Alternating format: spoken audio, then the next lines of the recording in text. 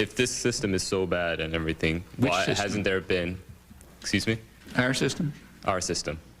Is so bad, why hasn't there been greater movements to challenge it? I mean, It's been challenged all the time. I mean, for example, we have a very violent labor history. Hundreds of American workers were being killed right into the late 30s. Finally, they got labor rights. There has been a very extensive challenge through the 50s. In the 60s, the whole thing blew up. And in fact, many concessions had to be made. And it still continues. I mean, we right now happen to be in a period of regression, but as I say, it's cyclic. When I found out that everybody was for sale, it broke my heart. Like my whole heart broke. When I found out that everyone I know, everybody that I love is for sale. I just, you say, don't compare things to slavery. No one likes to be compared to a slave. Never, ever, ever, ever. But you used to have an owner for black folks, in history, lots of people were slaves. And so the slave owner would take you somewhere and be like, I want to sell this big black buck and I want to get like $300, right? And you went to the highest bidder. Now we kind of go to like the lowest bidder. I don't know how much money you make an hour. The average American might make like $15, $16 an hour. The average American might make $15 or $16 an hour. So for every 10 hours, $150. Holy Christ. $150 a day for your labor. That's what you're worth. That's what you're worth. When I was a child, we used to play a game and we'd say, hey, would you suck a wang tang for $100? Hell no. They say for $1,000? Hell no. $10,000? No, I wouldn't do that for no amount of money. I'm not one of those types of people. I love God. I love women. I love myself. Why would I defile myself like that? By doing things that don't benefit me in no way, shape, form, or fashion. And so you wouldn't get to $1 million. I wouldn't do that for $1 million. We was crazy kids. Because when I was a kid, eating cat wasn't even a thing yet. Meow, meow. We didn't do that yet. And so they put the same price. Like, you eat some cat, you go down on a girl for $1 million. Hey, right now, most of you would go down on a girl for free. For free. Because that's the exchange, man. You're so excited about a piece of cat that you just get excited. We're so excited about $1 that we'll do anything for $1. We'll say anything for $1. Hell yeah. Content creators, YouTube. I had somebody reach out to me. They wanted to sponsor a video. They did. And the person offered me some money and he wanted me to sell something. I told him I wasn't comfortable with that product. That's not in alignment with my vision.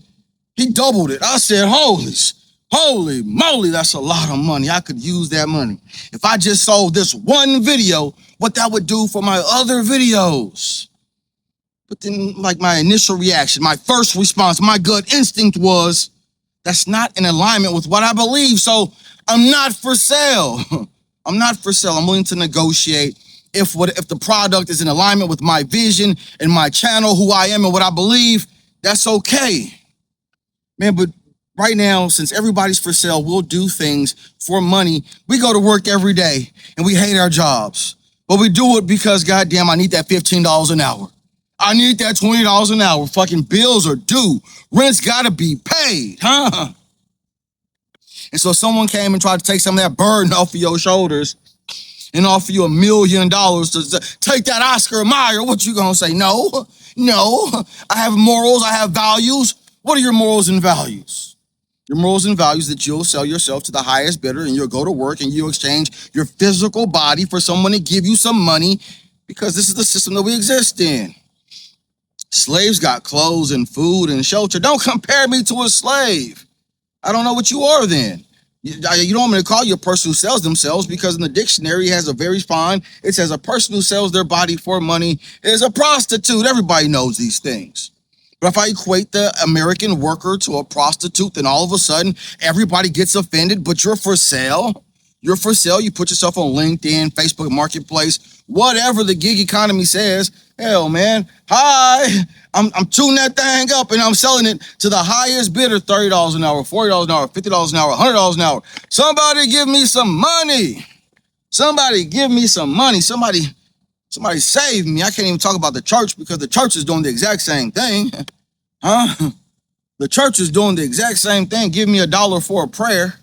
Holy Christ, what am I supposed to do in a world where everything is for sale? What's the solution? Negotiate better? ask for more money, or maybe understand that there are some things that are priceless, huh? There are things that I'm willing to sacrifice my life for, the people that I love, for this nation, for the idea of freedom. I'm willing to sacrifice my life. And I think that I'm more valuable than 1 million, 10 million, 300 million, 400 million. I'm priceless. Used to have a commercial and they would just charge all these things. The man would buy flowers and buy his kid a present, and they get home with the presents and they run to the door and they hug him. And that's priceless. That moment is priceless. They don't give a damn about things. I don't give a damn about things. I care about people. And until we start valuing people and get to a place where, hell, we just start having babies, making love and having babies, making love and having babies, call me crazy. What's more priceless than a woman making a decision to have my child? I ain't got nothing to give you except for I'll die for you. That's the fair market exchange. I will sacrifice my body for your body because your body and our child matters more than anything. More than anything. Priceless. I'm not for sale. You shouldn't be for sale. If you're going to be for sale, negotiate to the highest bidder with a morality clause. I'm not giving up my ha-ha, my hoo-hoo, my tallywhacker. No, it's just not on the market. America's not for sale. But when you say, is the system so bad, I don't even know what that means. I mean, slave societies went on for centuries and centuries without any challenge. Okay? Did that justify them? And in fact, if you really want to be serious about it, the slave owners were giving arguments rather like yours. So slavery, very much like it. Read, say, George Fitzhugh, who was the leading spokesman for the American, slave owners in the South. At the time when it was becoming a serious issue, like around the 1840s, he had pretty powerful arguments in favor of slavery. What he was saying is, look, the reason you Northerners are against slavery is because you're anti-Negro racists.